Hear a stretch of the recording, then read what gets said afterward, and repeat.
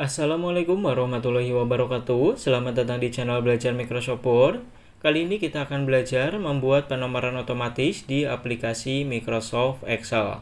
Nah, kurang lebih ada sekitar 5-6 cara yang akan kita bahas di pertemuan kali ini. Oke, langsung aja kita ke cara yang pertama. Nah, cara ini cukup umum digunakan ya. Kalian tinggal tuliskan saja 1 sama 2, kemudian kalian blok dan kalian tarik ke bawah. Nah, nanti penomoran otomatis udah berhasil kita buat.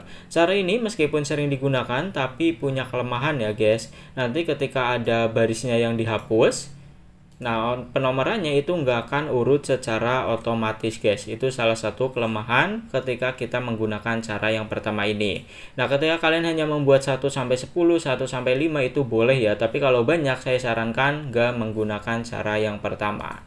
Oke, lanjut kita gunakan cara yang kedua. Untuk cara yang kedua kurang lebihnya sama seperti cara yang pertama. Kalian tuliskan angka 1 terlebih dahulu, kemudian kalian tekan CTRL tahan dan arahkan kursornya ke bagian pojok kanan bawahnya. Nah, di sini tinggal klik kiri tahan, tarik ke bawah.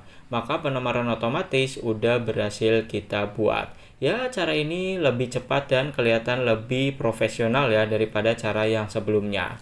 Lanjut kita ke cara yang ketiga. Ini cara yang sangat saya tidak rekomendasikan, tapi kalian ya perlu tahu ya. Cara ini kita menggunakan rumus, jadi kalian tuliskan 1 terlebih dahulu, kemudian kita ke baris keduanya ya, ataupun ke baris nomor 2-nya.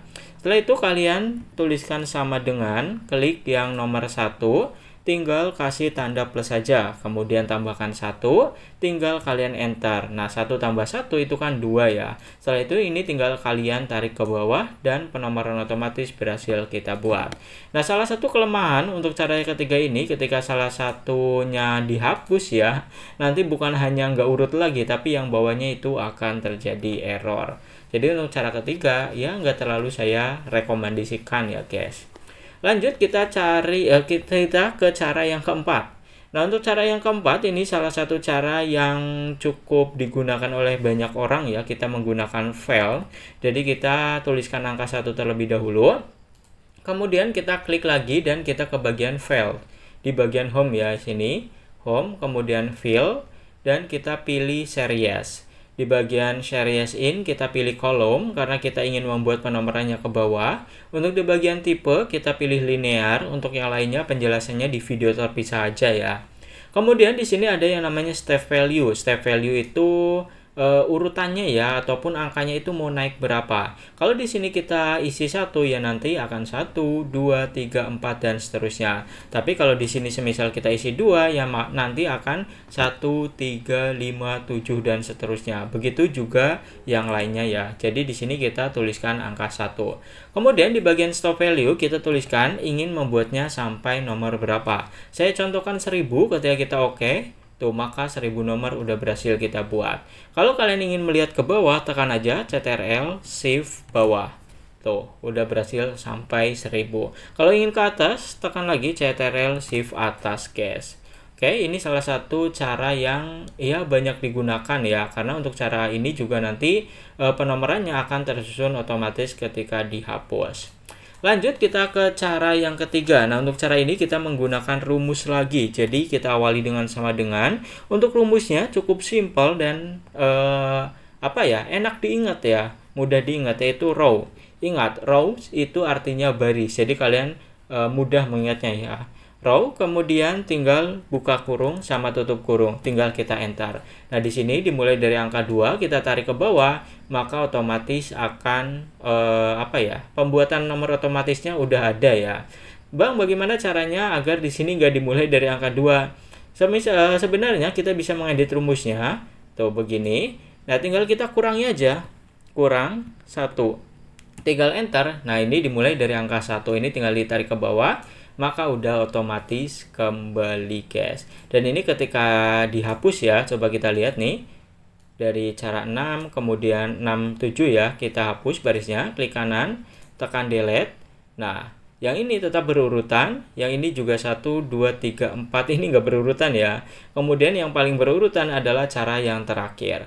Ini nggak berurutan, ini nggak berurutan, ini error, ini juga nggak berurutan, dan cara yang terakhir itu masih tetap berurutan. Makanya untuk cara yang kelima ini banyak digunakan oleh pengguna Microsoft Excel. Agar nantinya ketika membuat penomoran ada perubahan itu nggak harus buat ulang gitu, nggak harus mengatur kembali. Oh ya, untuk cara yang kelima kita bahas rumusnya sedikit ya guys.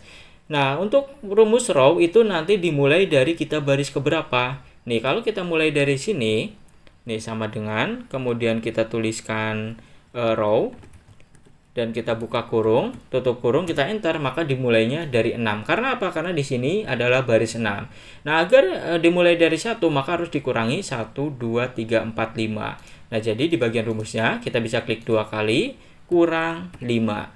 Oke, tinggal kita enter. Wah, ini hilang ya. Coba kita tulis kembali.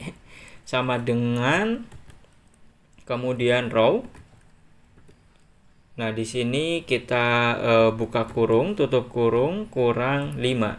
Kita enter. Oh, hilang kembali. Kenapa hilang? Karena tadi ada baris yang kita hilangkan. Oh, ini udah ada 1 ya. Ternyata udah bisa, tinggal kita tarik, otomatis akan bisa guys.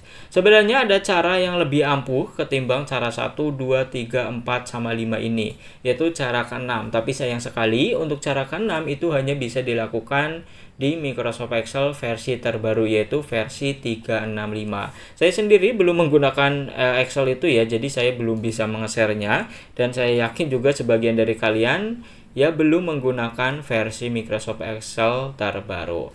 Oke, itu adalah 5 cara ya dari pembuatan penomoran secara otomatis di aplikasi Microsoft Excel. Kalau kalian hanya simple aja, kalian bisa menggunakan cara yang kedua tadi. Jadi tekan 1, kemudian tekan shift, tarik ke bawah, ini udah selesai.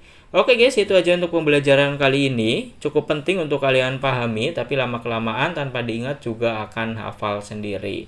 Like, comment, subscribe jika video ini bermanfaat untuk kalian. Jika tidak, dislike aja guys, nggak apa-apa. Sampai bertemu di pembelajaran selanjutnya.